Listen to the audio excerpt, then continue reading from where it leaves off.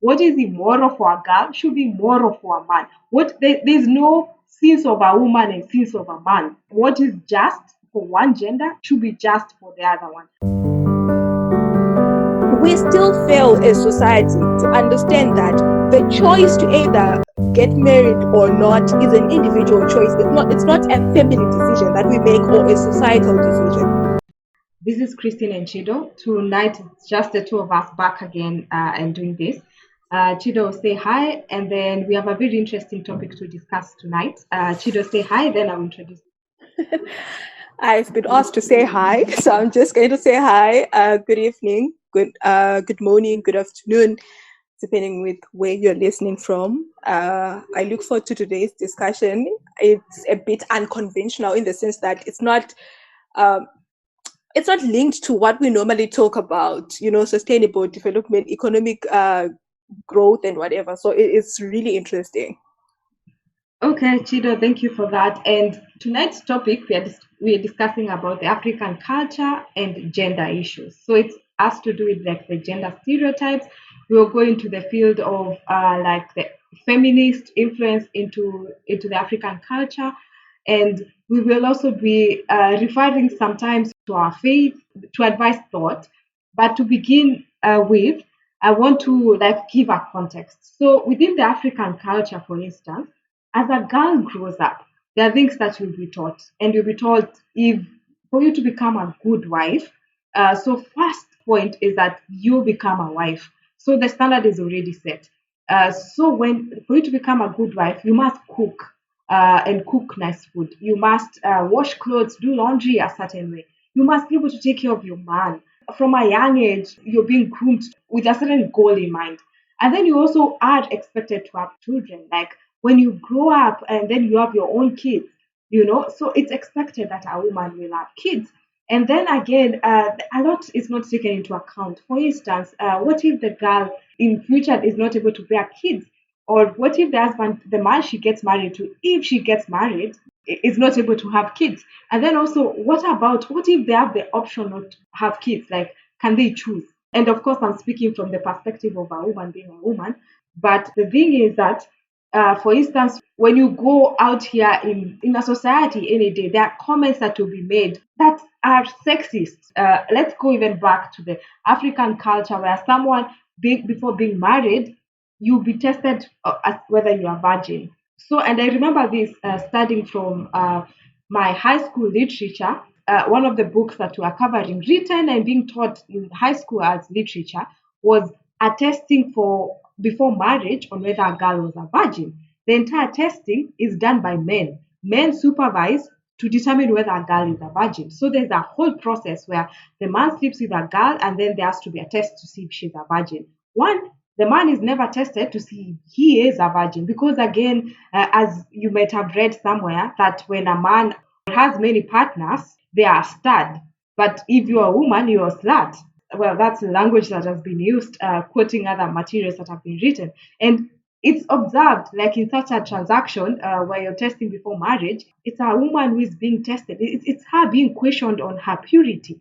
Who questions the man? So, in summary, this is the kind of discussion we are having tonight. And there are many comments that will be made. You hear someone being told if you're a woman and you're getting to a certain age, people started saying we are concerned about you, because there's an age you get to where no man will look at you, as if the very essence of this woman as she exists is that's the goal, and also for men, like the pressure is the same. Like you get to a certain age and then you start being told, you know what, you need to start thinking about settling down, and if you are a woman, in fact, you'll be told career is not all that. You need to start, thinking about the future, and by future this means marriage and children, and it seems like it's a very not questioned thing. Much will never be asked. In fact, it's much later that people have started criticizing things that within my country, Kenya, there's been something like wife inheritance, where a man dies and then his brother or his relatives inherit this woman as their wife. And there's been such practices. There's no man who has ever been inherited as a husband. So it's such thought and to consider what some of these things mean. Chido, as you can tell, I'm very excited speaking about these things. And Chido, I'll let you give your perspectives and take it in whichever direction that you'd like. You have touched a lot of issues. You spoke about the issue of inheritance. And we also have got a different perspective in my culture where if a husband loses his wife, the family can also send another lady to stand in the place of the deceased, right? That's a whole discussion that we can have in another podcast. And then we have the issue where generally there is this whole concept of being asked, when are you going to get married, why are you not having children, why have you decided to do this, and so forth. So I think I'm going to respond specifically on that. And I'm also going to put a disclaimer in the sense that, number one, the views that I'm going to share in this podcast today, Christine, they do not represent the views of the majority, and they are not in any way representing anyone but what I think as an individual. And I know that in most cases, like you have said earlier, that some of our responses are going to be faith-based, mainly because we can't talk about our social aspect of life without really talking about our faith, because that is what makes us who we are. So, okay, let me start by saying I think society is evolving. And as society is evolving, there are certain cultural practices or certain societal practices or values that are yet to evolve. So back then, Christine, before industrialization happened, right? There were not really many jobs that were available on the market for both men and women. So obviously, you had a lot of women not working, but pretty much being raised so that they could be mothers. Let's talk about the period during hunting and gathering, right? So obviously, the duties of a girl was to do gathering, and the duties of a man was either to do farming or hunting during that period. There were no white collar jobs. There were no lawyers and engineers and auditors and so forth. So the way of life for all African people was generally centered around family and survival. So you would find that in that time, both girls and boys would be put in certain regiments when they get to teenhood, where they would be taught how to be, either a wife or how to be a husband. And that was the way of life. After that, you have your children, you do the same, and you die. But with industrialization, and obviously now looking at it from an African perspective with colonization and everything, and then globalization, we started evolving, right? And we started having all these other jobs coming up, and now people having to, migrate to urban areas and start working, and now have white collar jobs, and now we have got a lot of choices, and then there is education. People now have to go to school for that, the formal education system. So obviously that needed society to change in terms of how we view these things in respect of marriage and family and so forth. So now you find out that when a child is born into a family, whether male or female, in a normal family, they go to school, to a formal school where they are taught that you can be anything that you want to be in life. You can be a software developer, you can be whatever, right? Opportunities are becoming accessible for both male and female. So obviously at a young age, a girl now knows that they probably want to be, a teacher before they think about marriage. The goal has changed from, basically growing up and waiting for a time that you meet Prince Charming and then getting married and then having your children, to actually wanting to be something and bringing change into the society. And because of that, the focus has changed. But because societal norms and practices, they develop over time, we are still caught up in this whole concept that by the time you get to 25, whether you are male or female, you should be married, you should be thinking about having babies. And we fail to accept that sometimes it's okay for a person to decide that they just want to be single and not get married and not have children. Or they might just want to get married and have a partner and not have children because they are not emotionally capable of having or handling children. Right? We still fail as society to understand that the choice to either get married or not is an individual choice. It's not a family decision that we make or a societal decision. I make a decision not to get married or to get married as Chino based on what I want to do with my life. And nobody needs to speak into that decision or contest that decision.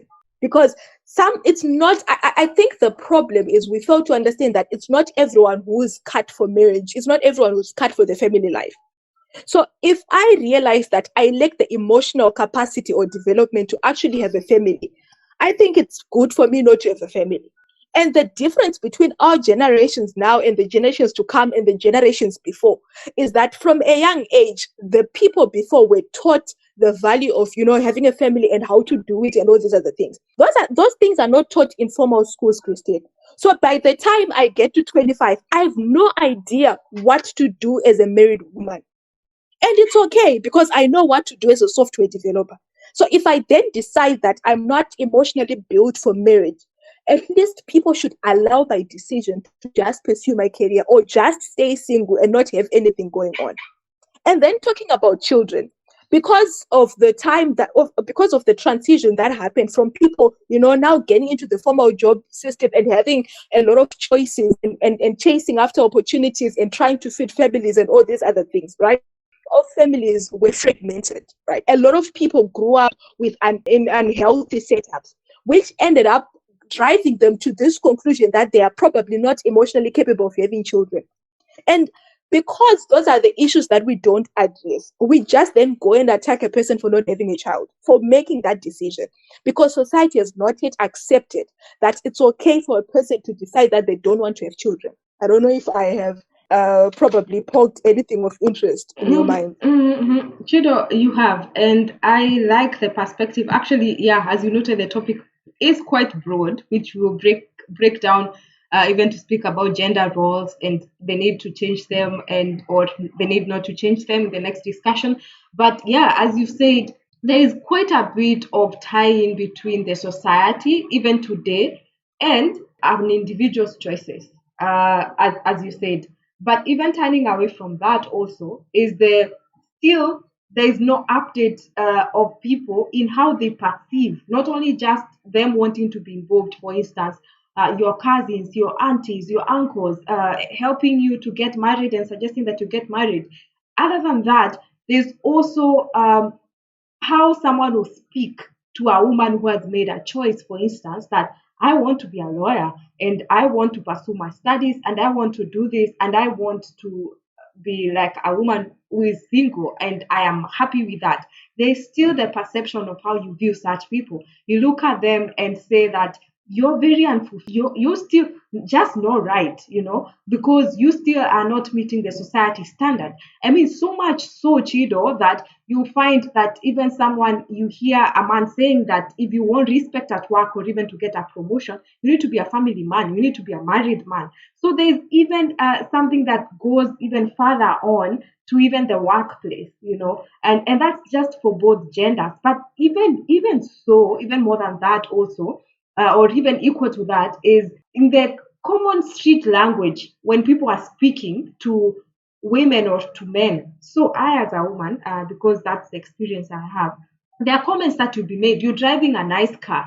A police person stops you along the road and they ask you, are you dating a married man, or how come you're able to like be driving this car? So the assumption, first of all, is that there's no way you would, for any reason, and I'm saying this because I've been asked. You're like, how is it that until today in 2021, you still don't imagine that I could be someone who is like a doctor who does this and is able to afford my lifestyle, that I need a man? Or a common phrase that happens is that someone, you'll be buying something, and as a woman, someone will make a comment and tell you, the price is what it is, it's as expensive, but you can always call your backup plan with a man to come and pay this for you.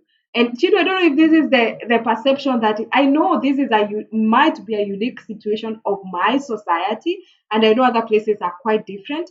But even as there's been moving forward of thought, of education, of how school systems are conducted, still the way people speak, the way people seem to have perceptions, it's still, I think for me, that's what I'm still saying. If it's a culture that is inherently sexist, or it's that people have not like caught up with their thought patterns of their perceptions with what the reality is.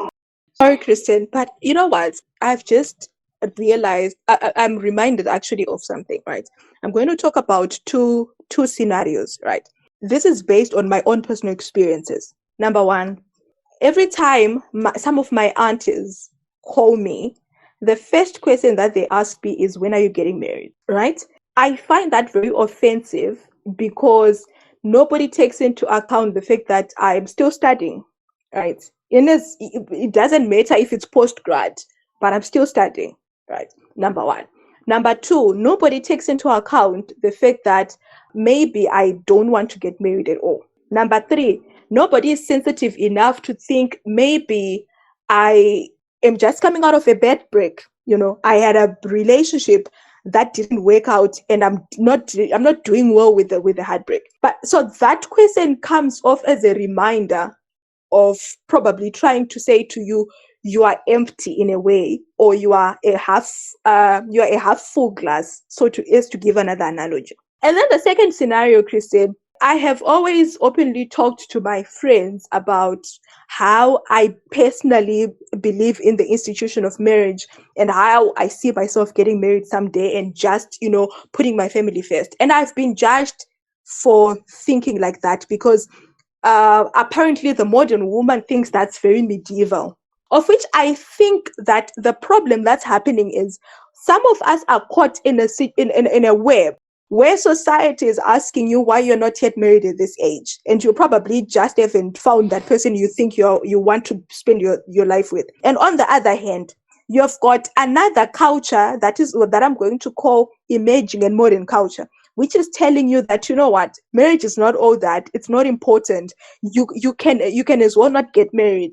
And if you decide to get married and put your married life first or your family life first, we are going to judge you because that's not what a modern woman does. You see the problem? So I feel like we're a society that is so hypocritical in a way, because either way, we are so empty as individuals. We are so broken as a society that we just want to perpetuate that emptiness in everybody else. So if I come to you, Christine, and I realize that you are not married, but you've got a booming career, I'm going to say to you, why are you not married? Don't you think because you're a woman or because you're a guy, you at this age you're supposed to be married?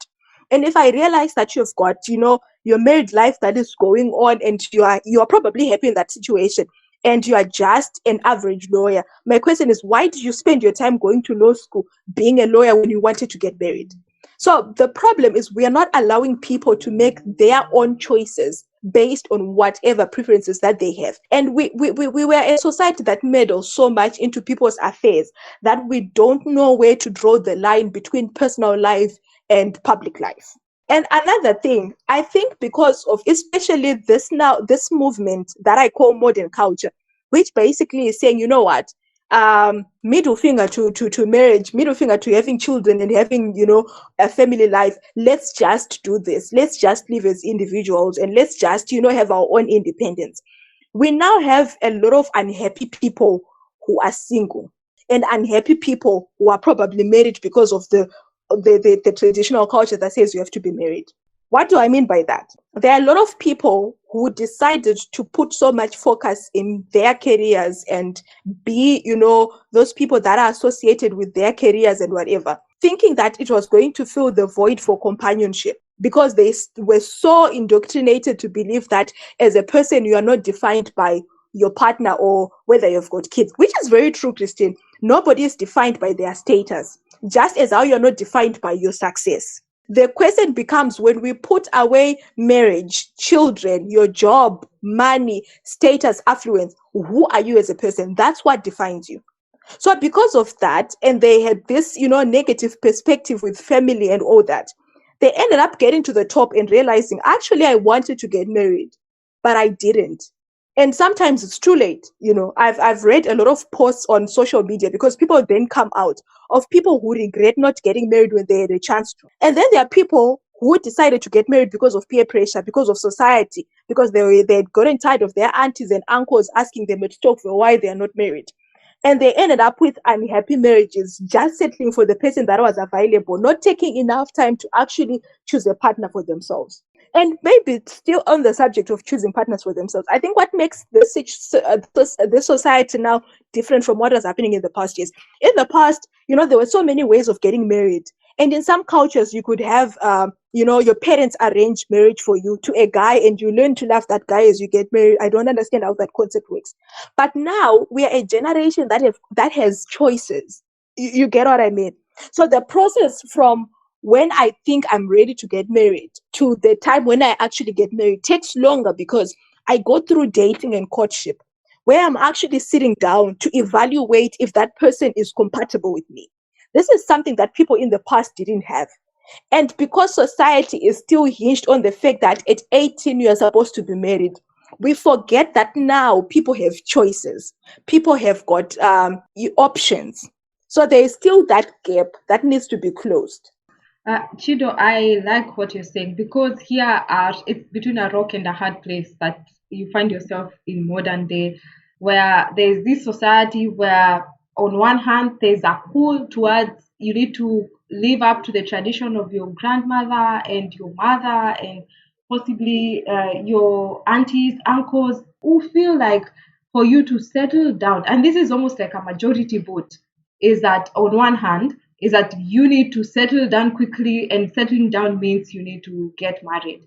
And then on the other hand, there's a pool that tells you, no, no, no, no, throw away with that. And this is now what you do. You forsake anything that has to do with marriage or anything that ties you down.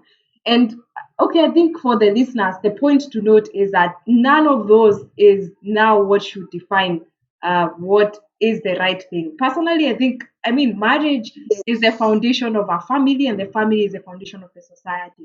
In all honesty, there's no way a child without a family and a place that they can call home will grow up to be these responsible adults that we're even speaking about development. They need that stability. And so I think a family is important. But at what point, who determines that you should at this age be getting married and you're less than if you don't? Or for someone else to define and say, you are a failure in your career because you took a path where now you decided to be a stay-at-home parent, then again, those two cannot be well defined. But then the thing is that whichever choice you settle for, you just need to own it up. Just take it and decide, you know what, this is what I've chosen for myself. But then again, as Chido, you say, our culture is very intrusive. It's almost as if you mind your own business, it bites you. Okay, first I'm going to echo what you said, that family is important. It's the nuclear for coming up with a very functional society. There was a statistics that was done in the US, and they realized, because the US has got a lot of single parent families and child-headed families because of a lot of all these other things that they have, the problems that they have as a society. And this study realized that the majority of people that are drug addicts, that are probably incarcerated, they didn't grow up in fully functioning families. And as a result of that, this is also the reason why they've got so much gun violence and whatever, because you grow up in an environment that is not conducive for a young child, and you start learning, how to act up like that, or how to act out like that in a violent manner, or decide to do, crime or drugs or whatever. And I think that's very true, because growing up in a very dysfunctional family can be very traumatic for every other child out there. And I feel that those are some of the things that we need to consider as individuals when we make decisions like, I'm just going to have a child. Because believe it or not, even if you're a guy and you think you can single-handedly raise your own daughter, it's possible, but there is always going to be a need for that feminine quality or that feminine perspective that a mother gives that you're not going to be able to give. Similarly, the reason why I started with the guy's perspective is because if I had started from a single mother's perspective, I promise you I was going to receive a backlash from a lot of people. Yes, it's possible to raise your child, male child, both male and female, as a single mother, but there's always that paternal perspective that is important that you are not able to give your child. And these are facts. So before we make all those decisions, I'm just going to have a child, or I don't want to do this, we need to think about the long-term consequences and not just buy into what pop culture is telling us that it's doable now. And another thing, I think what's very important to learn at a very young age is that we need to be whole and we need to be independent as human beings. Basically saying that if I'm a whole person as Chino, I don't need my job to define me. I don't need my relationship to define me, or family or marriage.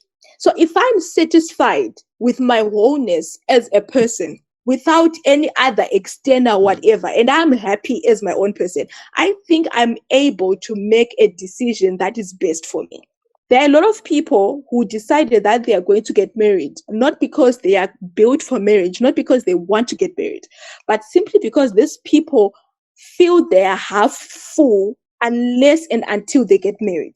And there are people who are staying in abusive situations because they think they are half full if they are not with another person.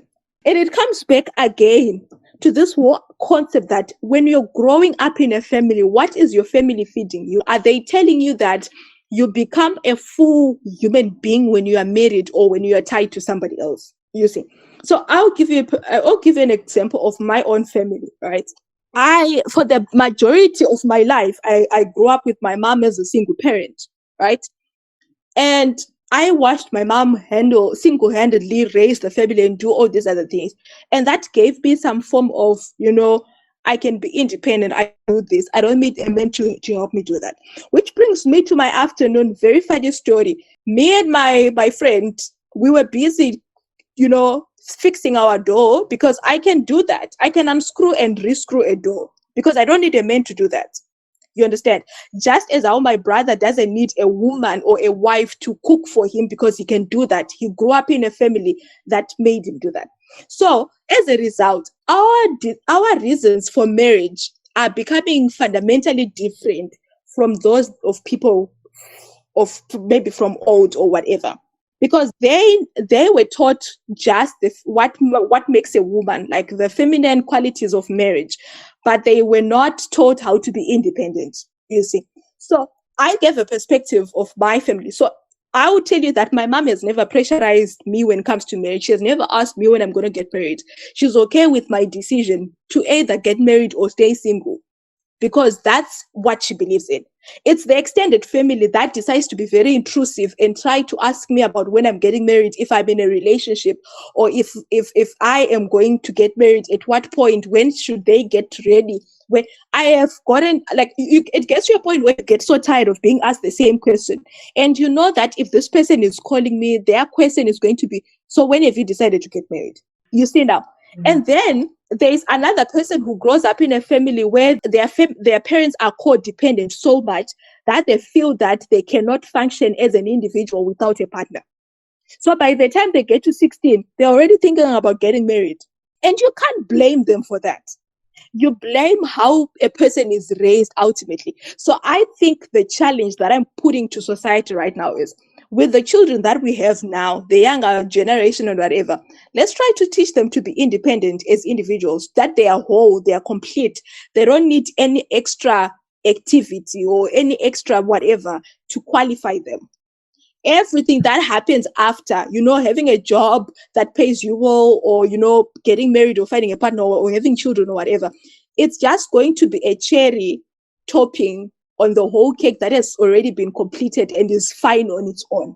Okay, Chito, those are very good comments, and I like what you say. Like, your brother is brought up not to take any sexist role or something where he's told your sister is the only one who can go to the kitchen and make you a sandwich. Well, yourself, you can fix things, and I think that's the challenge for the society. And that's not just teaching. It's important to train every single thing that a person can do as a human being.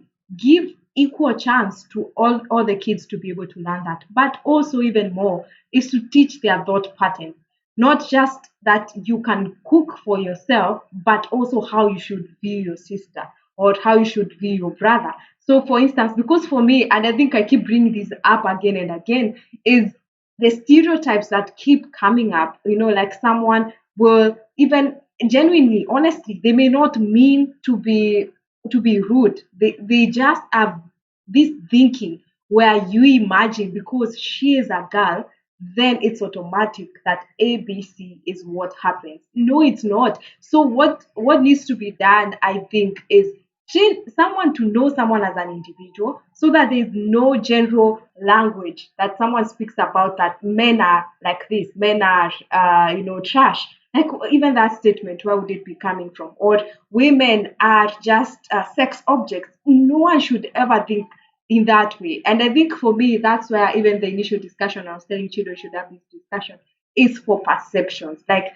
your thoughts, they just need to see people as people, not to look at someone and just think you are weak because of this. No. What if you met children, she can fix her door? What would you say to that? And or if you met someone who really enjoys, like making a meal, and you're telling them you're not manly enough because your wife should be the one cooking, what would you do with that? And so I think that's my challenge. And I think if you ask me, from my own observation, we are very, very far off, especially within the society that I live in. We are still very, very sexist things will be said. They'll be perpetuated. Someone will speak about it as if it's a fact that you're a woman and you need to get married, otherwise you're lonely. They say it in a factual way, as if, like this is a script they're reading off a holy book. And then also you hear someone say something else, even about a man, that because you're a man, this should be what you're doing with your life. And you think, how did you even arrive at this conclusion? You meet a girl and you say, oh, if you have a reputation of, like having many partners, and therefore this is the kind of person you are, and you never make the same comment about a man. If you're going to speak about sexual purity or morality, should cut across. What is immoral for a girl should be moral for a man. There's no sins of a woman and sins of a man. What is just for one gender should be just for the other one. And I speak so passionately about this because I think, as I've said, the society I live in, there are sins of a woman which are not the sins of a man. There are virtues that a woman should have, which you should not be lazy, you should not be careless, you should not be certain things because you're a woman, but a man is not told that. So there's what are vices of a woman, extreme vices which you frown upon, which a man with equal vices will never be frowned upon. And I think that's the challenge that, from where I'm coming from. Chido, you can make your closing remarks, and then next week we'll possibly have a more in-depth discussion, especially when it comes to something like gender roles. What are those? Who defines them? When should they come into play? Chido? Thank you so much. I think in closing, I'm going to obviously emphasize that in our next conversation, which is next Sunday, we're going to definitely talk about gender roles, because I feel like they're very important to really talk about. And I do appreciate what you said about morality and purity, it having to be a cross-cutting issue regardless of gender. You understand? And in that moment, I'm grateful that I am, I'm grateful that I'm Christian, because because of that, I come from a society that really frowns upon sexual immorality of any kind from both genders. So if if we are going to talk about sexual purity, we are talking about it from a human perspective and not whether you are female or you are male. I'm excited because I see a change in terms of perception, because we come from, traditionally polygamous situations, right? Where a man is allowed to have 25 wives and a woman can only have one husband. The fact that we are now so much emphasizing on monogamy for both parties makes me realize how progressive the society is, like the society is becoming. But let's not be blindsided and also fail to consider that there are also societies that are so much for what they call polyandry. I was so surprised when I realized that there are societies that actually, allow women to have so many husbands. It's the reverse of what we are used to here in Africa. from that perspective, you realize that already that's a cultural issue. But right now, because of, the marriage acts that we now have that say you are supposed to be married to one wife, if you don't, then that's adultery, and if that's bigamy, you get arrested and you get to compensate somebody in terms of damages and whatever. I feel like that's also changing, the perception that people have when it regards to the issues of purity. But again, I think we as a society need to stop being intrusive and accept that there are certain issues that are very sensitive. There are certain issues that are based on personal choice. And I am allowed to make a choice, regardless of whether it makes sense or not. Because I think what I need to leave our listeners with is we are not trying to debate the sensibility or lack of some of the choices that people make. But we're just saying, over and above, let a person be allowed to make a choice that works for them, as long as it's not inconveniencing anyone within the society. I think I'm supposed to make that choice, especially with regards to children, marriage, family, and all these other career-related issues. That's probably what I would say. Okay, Chido, thank you very much. And to our listeners, you can leave your comments because there are some things that you touched on which you may disagree with, especially because it's a topic that draws a lot of emotion and that there's as many different perceptions as there are people.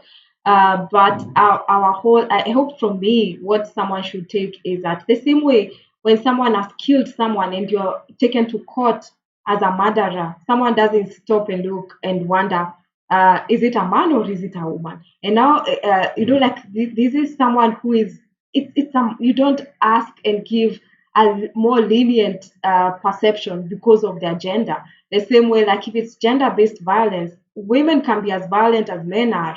So just looking at a person and saying this is a woman, so even if she has been brought to the police station for having beaten a man, you say the man deserves it. Like, how does the man deserve it without if just because it's a woman who beat them up? So, and because now what really that has done is that just making decisions based on someone's gender seems to be biased. And I hope someday, like maybe the fair administrative action or administrative laws will be able to, like make it clear, even bring up such issues and say that there should be fair administrative action despite someone's gender. I wanted to say, it's, you've just introduced one of my very favorite issues with regards to gender. The whole concept of gender stereotypes in respect of crimes and violence and whatever. And I feel like this is something that we should as a matter of fact speak about in our next podcast session as we talk about gender roles, because that's a very sensitive subject, especially from my perspective, my experience in the criminal justice system. It's a very bad stereotype that is still ongoing, and it's very sensitive. That's why we realize that most men don't even come up that they've been abused, they've been raped, they've been battered there by their wives or whatever. Cool. Chido, if we keep on, we may just never end this discussion. Thanks, everyone. And for now, we say goodbye.